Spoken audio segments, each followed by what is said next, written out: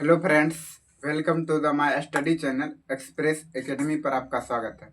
मेरे प्यारे बच्चों, आज के इस वीडियो में हम सीखेंगे क्लास 10th चैप्टर का नाम है वास्तविक संख्या और ये मैथ का है। हमने आपको पिछले क्लास में बताया था कि कोई भी संख्या रहता है, परमेय संख्या और अपरमेय संख्या कैसे हम निकालते हैं और कैसे छांटते हैं।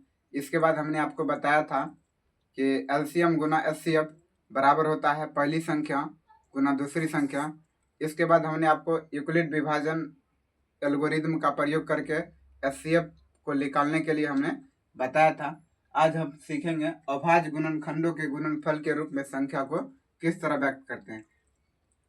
देखिए, ये जो है एक्सरसाइज 1.2 का है क्लास 10th का, लेकिन इसमें से हम आपको सब क्वेश्चन नहीं बताएंगे, एक दो क्वेश्चन बताते हैं और आप यदि समझ जाते हैं तो सारे क्वेश्चन को बना सकते हैं। तो चलिए आज इस सेशन को हम शुभारंभ करते हैं।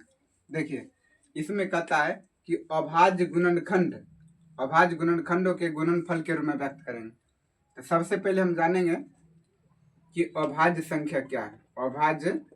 अभाज्य संख्या क्या है? अभाज्य संख्या, तो हम जानते हैं कि अभाज्य संख्या जिसका सिर्फ दो गुणनखंड हो, जिसका सिर्फ, यहाँ लिखेंगे जिसका सिर्फ दो गुणनखंड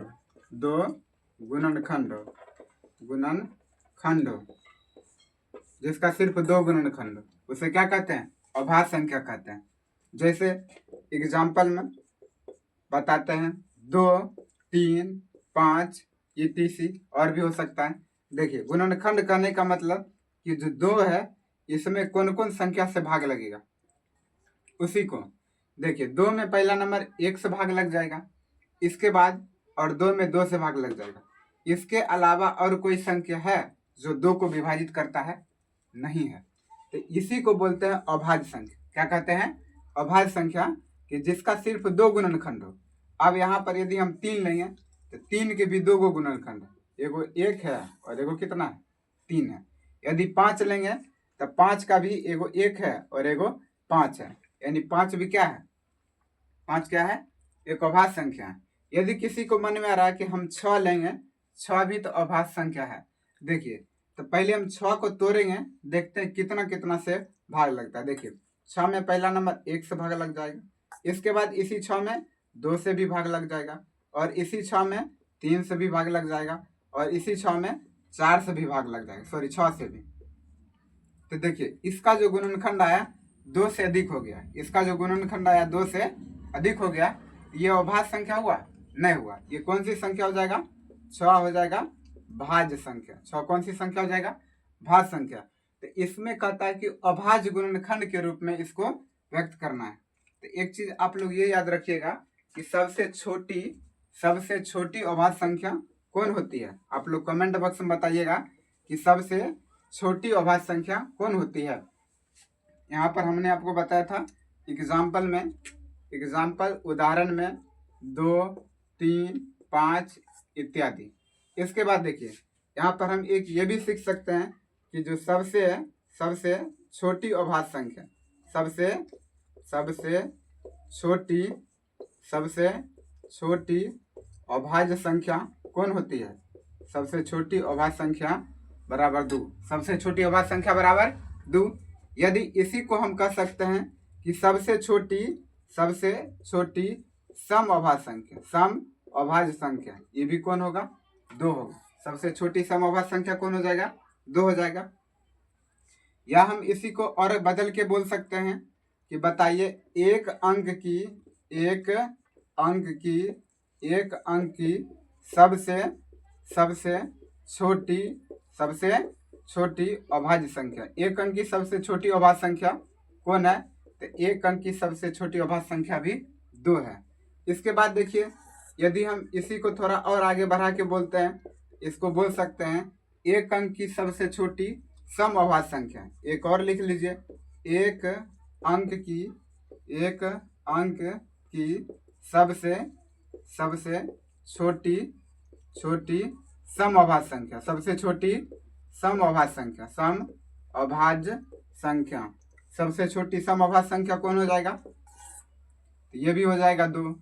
ठीक है, तो यानी आज हमने आपको बता रहे हैं कि अभाज्य संख्या किसको कहते हैं, जिसका सिर्फ 2 गुणनखंड हो उसे क्या कहते हैं, अभाज्य संख्या कहते हैं। इसके बाद हमने आपको बताया कि सबसे छोटी अभाज्य संख्या 2 होती है, सबसे छोटी अभाज्य संख्या 2 होती है।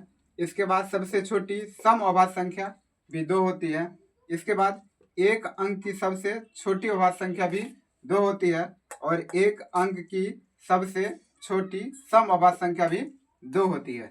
यहाँ से भी परीक्षा में क्वेश्चन आता है, लेकिन इसमें आपको पूछेगा इनमें से कौन सा कथन सत्य है या कौन सा कथन असत्य है।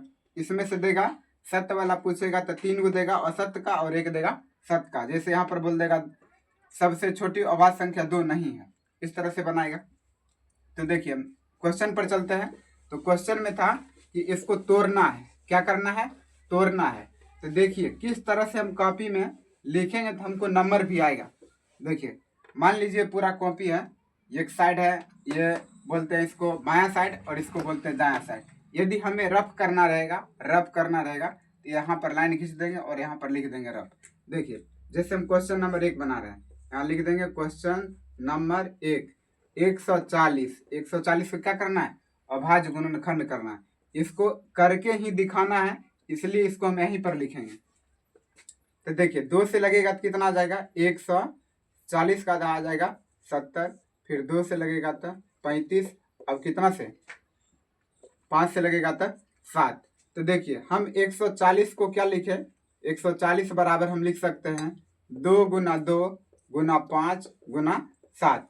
लेकिन यहाँ पर कह रहा है कि अभाज्य संख्या के गुणनफल के रूप में देखिए, तो देखिए आया 2 भी अभाज्य संख्या है और 5 भी अभाज्य संख्या है और 7 भी अभाज्य संख्या है। इसी को यदि हम बढ़ा के लिखेंगे तो 2 का पावर इसमें क्या दो गो, तो 2 का पावर 2 गुना 5 का पावर 1 क्योंकि 5 एक बार है, और 7 का पावर 1 क्योंकि 7 भी कितना बार, एक बार है।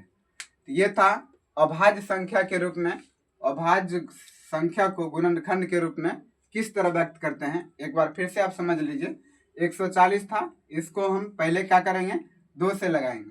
यदि किसी को ये भी समझने में परेशानी है तो देख लीजिए कैसे तोड़ते हैं।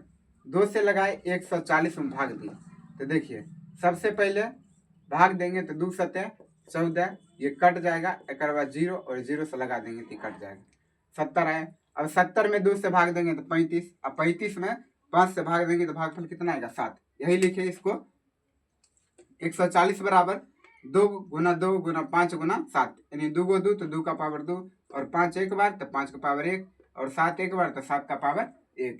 ये था अभाज्य संख्या यानी अभाज्य गुणनखंडों के गुणनफल के रूप में इसको व्यक्त करना। देखिए एक क्वेश्चन आपको और हम बताते हैं, इसको मिटा देते हैं, एक क्वेश्चन और बताते हैं। देखिए अगला प्रश्न हमने आपको बताया है 156, इसको तोड़िए। देखिए सबसे पहले इसमें हम चेक करते हैं कि कितना से लगता है। तो विभाज्यता का नियम यदि नहीं पता है तो आप लोग कमेंट बॉक्स में बताइएगा कि विभाज्यता का नियम नहीं पता है, हम बता देंगे। देखिए 2 से इसको भाग देंगे तो 2 सते 14, 2 सते 14, इसमें शेष 1 बचेगा, 15 में से 14 जाएगा तो 1, और 1 पर 6 16, तो 2 8 16। अब फिर 2 से लगेगा कितना आ जाएगा, 39। अब इसमें कितना से लगेगा, 3 से, तो 13 तिया 39। हम इसको लिखेंगे 156 बराबर क्या लिखेंगे, 2 गुना 2 गुना 3 गुना 13। तो इसको क्या लिखेंगे, 2 का पावर 2, 2 का पावर 2 गुना 3 का पावर 1 गुना 13 का पावर कितना, 13 का पावर 1। यही है इसका अभाज्य गुणनखंड।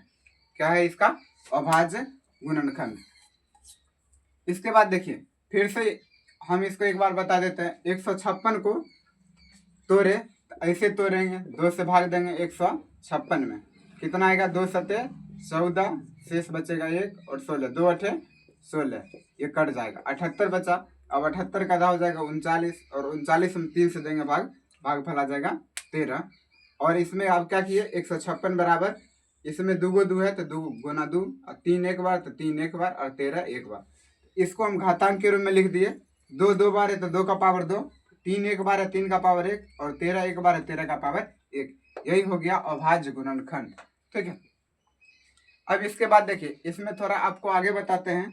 एक चीज है कि अभाज्य एलसीएम गुना एचसीएफ बराबर इसको कैसे सिद्ध करते हैं। अगला टाइप का प्रश्न अगले वीडियो के माध्यम से बताएंगे। वीडियो देखने के लिए आपको बहुत बहुत धन्यवाद।